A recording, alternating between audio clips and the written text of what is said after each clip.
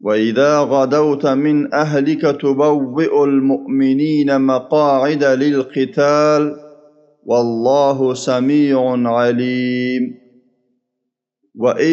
و یاد کنید آنگاه که غدوت بامدادان بیرون رفتی، من از نزد، اهلک خانوادت، تبوئ در حالی که جای میدادی، مؤمنان را، مقاعد یعنی در جایگاه های، للقتال برای جنگ، والله سمیع شنوای، علیم داناست.